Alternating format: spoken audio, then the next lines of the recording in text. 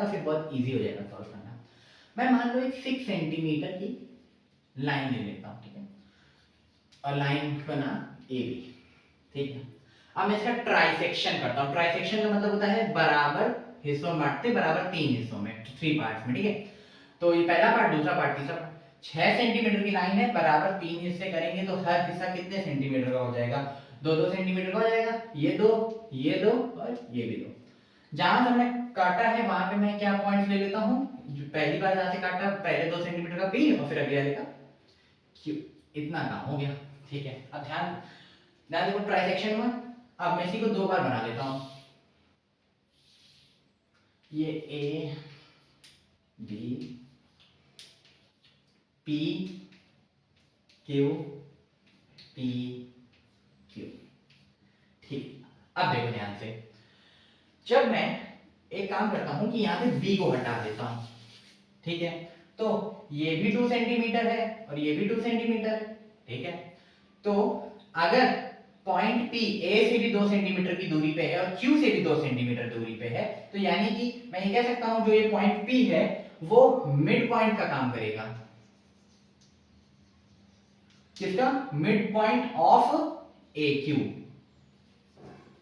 हाँ, क्योंकि दोनों से 2-2 सेंटीमीटर दूर है। वैसे ही यहां पे मैं क्या करता हूं कि मैं A वाले पार्ट को खा लेता हूं।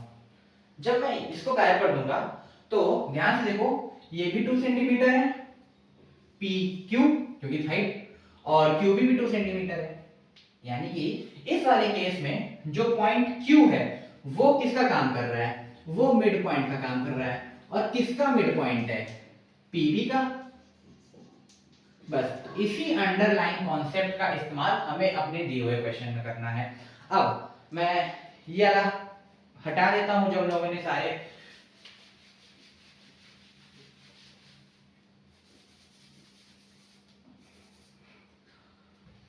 अब देखते हैं इन्होंने क्या कहा। इन्होंने कहा है कि पॉइंट ए कितना है? 4,7। पॉइंट बी कितना है? 16, -2, ठीक है। पी को मैं ले लेता हूं सी, डी, और क्यू के कोऑर्डिनेट्स को मैं ले लेता हूं एस, टी, ठीक है। ये हमने कोऑर्डिनेट्स ले लिए। आप चाहे तो इन्हें x1 y1 x2 y2 से भी कर सकते हैं, मतलब वो लिखने में फालतू में टाइम बर्बाद होता है, इसलिए ऐसे करते हैं।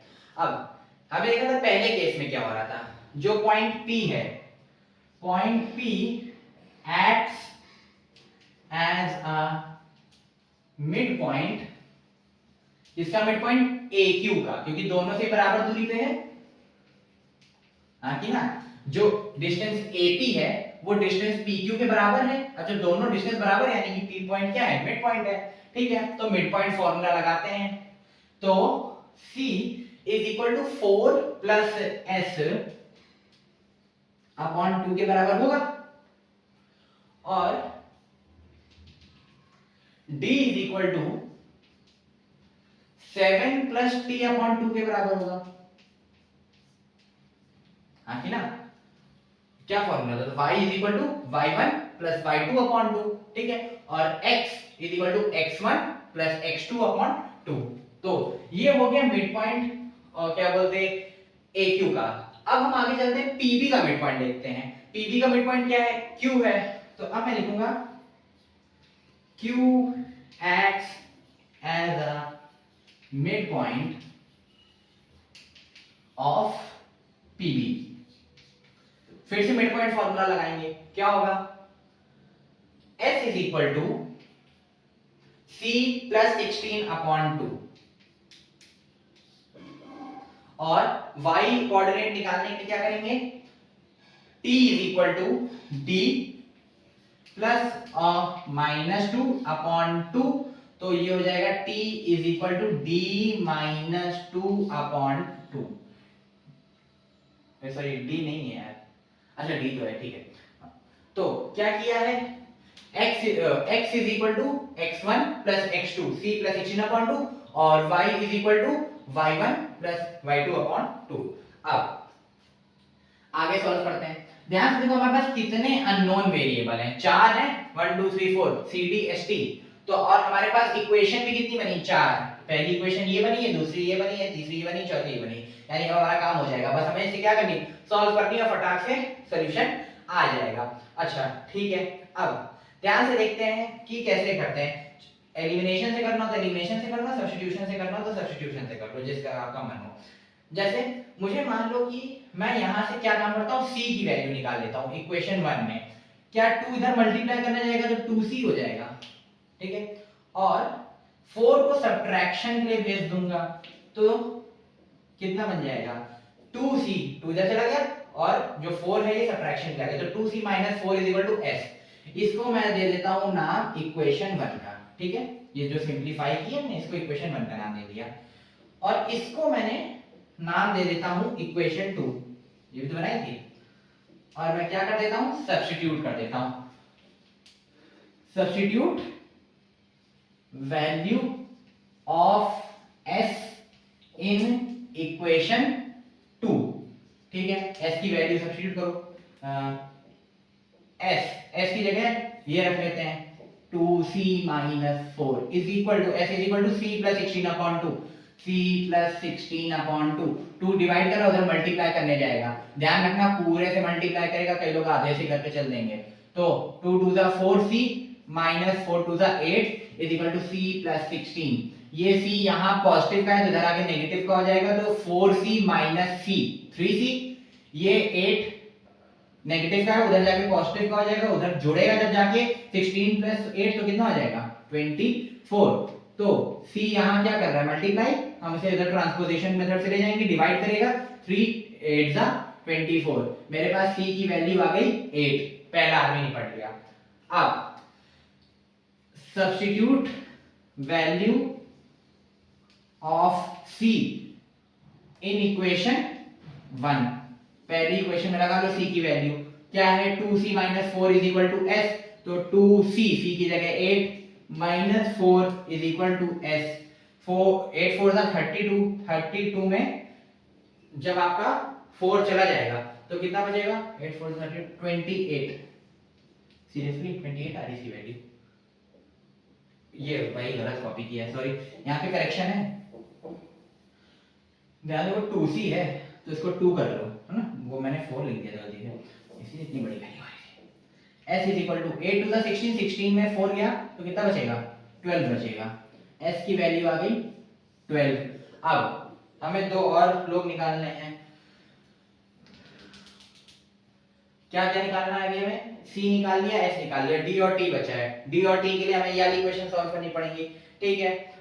मान लेते हैं कि t की वैल्यू निकाल लो यहाँ से, कैसे t की वैल्यू आएगी, 2 को इधर भेज देंगे तो 2d, 7 को भी इधर भेज देंगे लेफ्ट हैंड साइड पे तो -7 = t आ जाएगा, राइट। इसको नाम दे देता हूं मैं इक्वेशन 3 और इसको ऐसे का ऐसे ही रखा रहने दो इक्वेशन 4। तो स्टार्ट करते हैं, substituting value of t in equation 4। देखो अब क्लास 9 में आ गए हो, अब आपको अपना सॉल्यूशन प्रेजेंट करना अच्छे से आना चाहिए, केवल सॉल्व करने से काम नहीं होगा, ठीक है। तो t की वैल्यू कितनी है, t = तो पहले t की तो वैल्यू लगा लेते हैं, 2d - 7, ठीक है, इज इक्वल टू ये इज इक्वल टू d - 2/2, तो d - 2/2, ये जो है यहां मल्टीप्लाई कर रहा है तो वहां जाके क्या करेगा, बस यहां डिवाइड कर रहा है, वहां जाके क्या करेगा, मल्टीप्लाई, तो 4d - 7 2 = 14 is equal to d - 2, ये d यहां आ जाएगा, सब्ट्रैक्ट कर देगा तो 3d हो जाएगा, और -14 उधर जाके क्या हो जाएगा, +14, तो +14 - 2 कितना हो जाता है 12। अब d = 3 उधर जाएगा तो कितना आएगा, 3 4 = 12, ठीक है। ये आ गई आपके d की वैल्यू। आगे चलते हैं, अब सब्स्टिट्यूट कर देते हैं, substituting value of d in equation 3। जब इसमें लगाएंगे तो ये इक्वेशन क्या हमारी, 2d - 7 = t, तो 2d, d की जगह मैं रख दूंगा d की वैल्यू -7 = t। ये कितना आएगा, सॉरी मल्टीप्लाई करके रख दिए। 2 into 4 8, 8 minus 7 1। तो मैं डायरेक्टली लिख देता हूँ कि मतलब उस साइड पे लेगा कि t is equal to 1। ये यहाँ पे गड़बड़ कर दी थी, मतलब देखो d की वैल्यू 4 आई ना, तो मैंने वो गलती से यहीं पे मल्टीप्लाई कर दिया था। अब सॉल्व हो गया, हमारे पास c की वैल्यू है, s की वैल्यू है, d की वैल्यू है, t की वैल्यू है। तो हमारा पॉइंट p कितना था? हमारा पॉइंट p था c, d। c आया 8, d आया 4, तो 8, 4। ठीक है।